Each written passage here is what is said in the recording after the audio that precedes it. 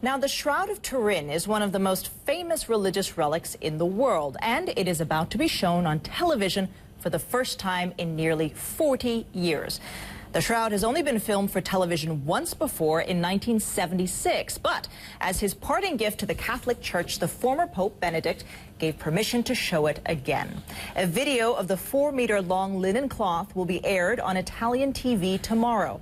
Many Catholics believe Jesus was buried in the shroud, which shows the image of a man's body and face. Using negative black and white imagery, you can see injuries on the figure that may seem similar to those of someone who has been crucified. Now, many scholars have dismissed the shroud as a piece of medieval forgery, but some scientists say a new study dates the shroud between 280 BC and 220 AD, and that could place it within Jesus' lifetime. Well, joining us from Colorado is Barry Schwartz. He is the founder and editor of Shroud.com. Barry, you are also one of the original team members that actually debunked the dating of this and said that it dated back to medieval times. So what do you think of these new findings? Well, actually, I was on the scientific team that performed the first in-depth scientific examination of the shroud in 1978. And frankly, our data was the data that supports the authenticity of the shroud rather than disputes it. The radiocarbon date occurred 10 years after our examination and basically has been shown in more recent years by scientific analysis to not to have been accurate or valid based on the sample that they used. Okay, well, thank you for clarifying that. So what do you think it is now that people keep wanting to sort of look at the shroud, find out the exact dates? Why does it have this enduring appeal, both in terms of the mystery around it and its spirituality?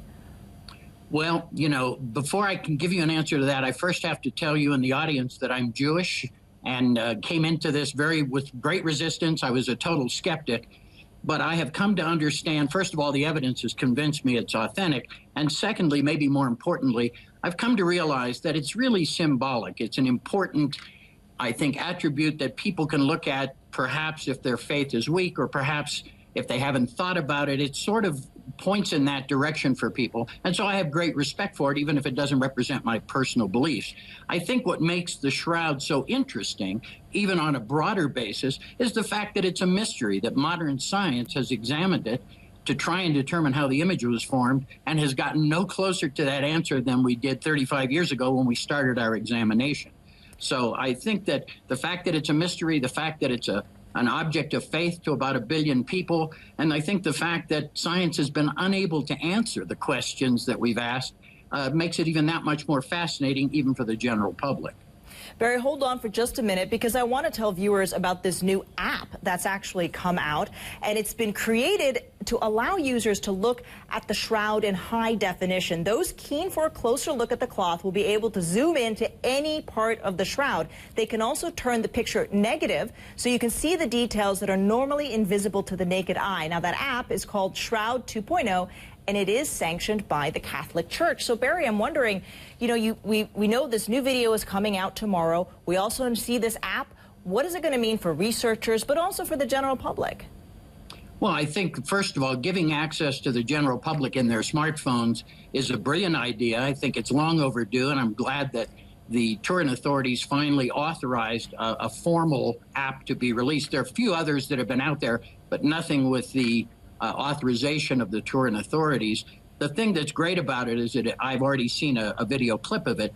It allows for ultra detailed images of the shroud to be zoomed in on.